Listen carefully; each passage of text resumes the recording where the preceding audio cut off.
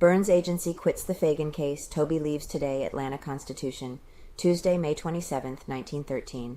Dan P. Lehon holds conference with Solicitor General Hugh Dorsey and other officials, and then makes announcement of severance of connection with case. FELDER to continue probe. He declares, no statement soon. One of the girls in the pencil factory brings statement to the Constitution defending the character of employees. Bribery attempts are denied. As a startling climax to the sensational turn of affairs in the Mary Phagan murder investigation, it was announced yesterday by Dan P. Lehon, superintendent of the Burns Southern offices, that his agency had retired from the investigation of the Atlanta mystery. The announcement was made after a conference he held for several hours with Solicitor General Hugh M. Dorsey and other officials promoting the investigation.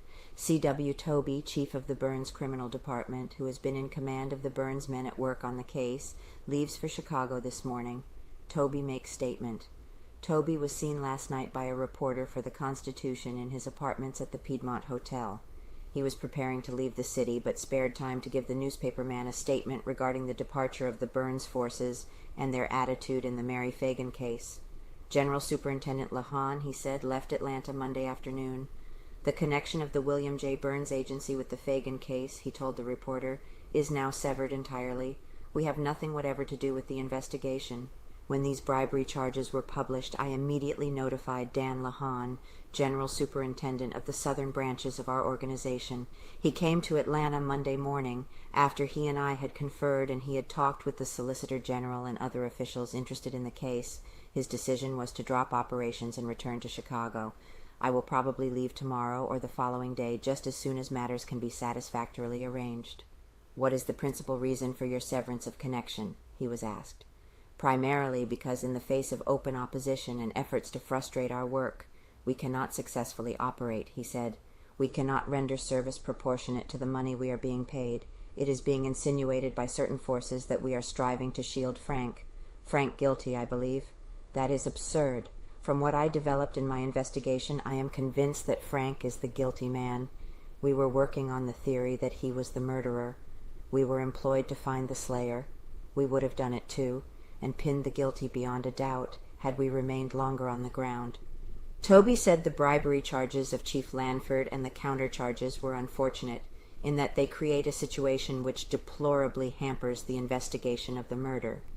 Solicitor Dorsey told Lehon, Tobie said, that he possessed evidence to convict Frank, and that the investigation had been so thorough and successful that really the Burns men would not be greatly needed any longer.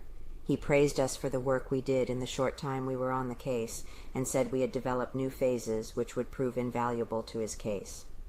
Confidence in FELDER. The Burns agent also declared his belief in Colonel Felder's sincere and honest attitude in the Phagan case. He said the attorney had employed his agency only to apprehend the slayer, and that upon his arrival in Atlanta he had been told by FELDER that from all appearances Frank was guilty. He stated, too, that he had never exerted a single effort toward investigating alleged corruption in the police or detective department, and that he had never anticipated doing so. Colonel T.B. FELDER, foremost figure in the bribery charges and counter-charges of police corruption, would make no statement to reporters Monday. He would not commit himself on Lehon's statement that the Burns men had detached themselves from the Phagan investigation.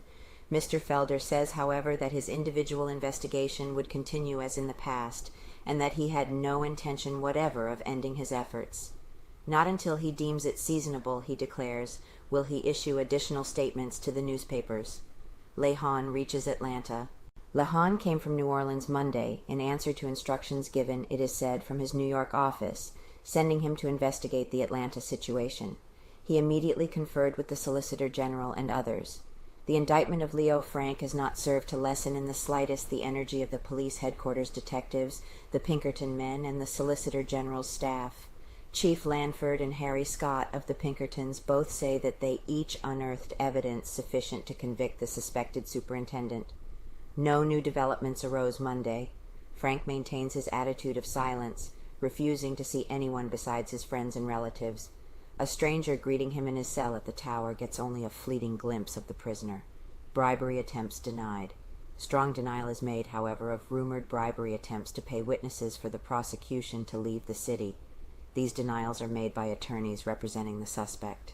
Another denial of a published report was made Monday by Colonel FELDER, who declared that the rumor of this elimination from the Phagan case was false to the core, and that his efforts, instead of slacking, would continue with renewed vigor.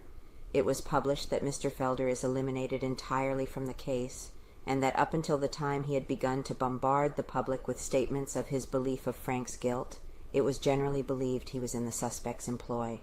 Complete denial is made of this report.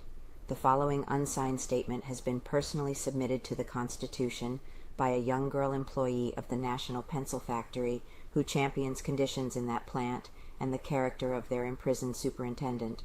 I wish to speak in behalf of our factory and the girls working there, and would like for the public to know that we all thought just as much of little Mary Phagan as we possibly could, and are just as anxious to see the guilty punished as the rest of the public.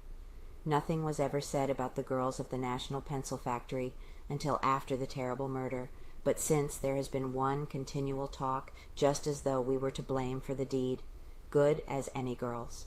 If the public would only interest themselves enough to look into other factories and stores, they would soon find that the girls of the National Pencil Factory are just as good as any other set of working girls in the city. Of course, it looks rather hard to the public for us to have to work in the building where one of our companions was so horribly murdered, but even at that we are all poor girls trying to make an honest living, and we try not to think of the gruesome tragedy any more than possible, and we have the interest of the company too much at heart to desert them in times of trouble. We try to look on the bright side of this trouble, and hope it will be only a few days until everything will be all right once more. We all hope and pray that the guilty will be duly punished and the innocent given their freedom, for we all feel that our superintendent was and still is a soul himself, so much as to think of such a thing, much less commit such a horrible crime. Hoping the guilty man will soon be brought to justice, and that the public will soon be satisfied, I am a girl of the National Pencil Factory, confers with police. C.C. Sears, Superintendent of the Atlanta branch of the Burns Detective Agency, communicated with Chief Beavers and Chief Lanford Monday afternoon, telling them of the severance of connection with the Phagan investigation, and notifying them that he would mail letters of explanation to the police department sometime today. According to Chief Lanford, Superintendent Sears gave as the reason for the Burns action the desire to get out of an unfortunate situation. Tobie, he said, would return immediately to Chicago to resume his duties as chief of the criminal department. Regarding the Burns agent, Chief Lanford has said, "Tobie, I believe, is straight and honest. He was victimized by FELDER. The Burns man, I am convinced, was working toward the interest of those seeking to clear the mystery. He just boarded the wrong boat, that was all, like the old dog tray, got mixed in the wrong company.